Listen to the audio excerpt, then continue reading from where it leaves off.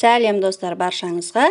Бүгін сіздермен бірге осындай өте тойымды әрі керемет жеңіл салат бірге дайындайтын боламыз. Менімен бірге болыңыздар. Видеомды соңына дейін толықтай қарап шығыңыздар.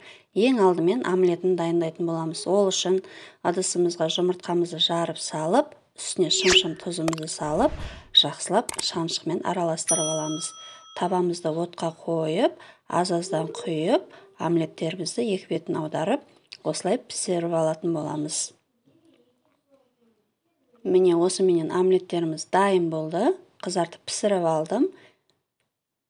Енді дайын болған омлеттерімізді орап, қабаттап, жіңішке ұзынша етіп осылай турап алатын боламыз. Мен бір омлетімді алып қалдым. Салатымыздың бетіне сәндік жасау үшін қалған барлығын турап жібердім. Енді капустамызды, яғни қырыққабатымызды турайтын боламыз. Қырыққабатымызды да өте майда, жіңішке ұзын етіп турап аламыз. Достар, сіздер де жасап көріңіздер. Міндетті түрде өте дәмді болып шығады. Дәл осы рецептпен жасап көріңіздер. Бір жасағаннан мінсіз болып шығады. Енді қиярымызды турайтын боламыз. Жіңішке ұзынша етіп кесіп аламыз араларын. Соломка етіп турап шығамыз қиярымызды да. Толық рецепті төменде описанияға жазып кетемін. Сол жерден көбейтіп жасай берсеңіздер болады. Енді колбасамызды тураймыз. Колбасамызды да ұзынша етіп кесіп аламыз. Жіңішке ғып турап шығамыз.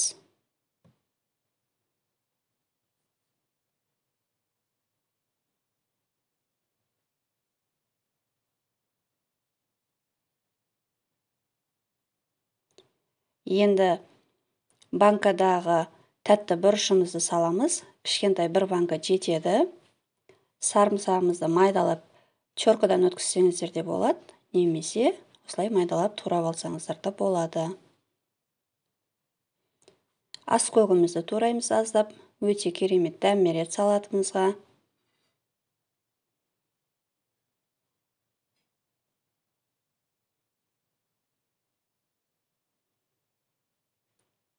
Татымына қарап аздап тұз саламыз.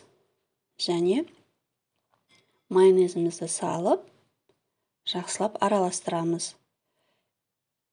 Міне осыменен салатымыз дайын болды, достар. Өте тез дайын болатын салаттардың бірі. Әрі ештеңені қайнатуды қажет етпейтін салаттар. Сіздер де жасап көріңіздер. Мен әсемдік үшін осылай салат жапырақтарын қойып шықтым тарелкамыздың үстіне.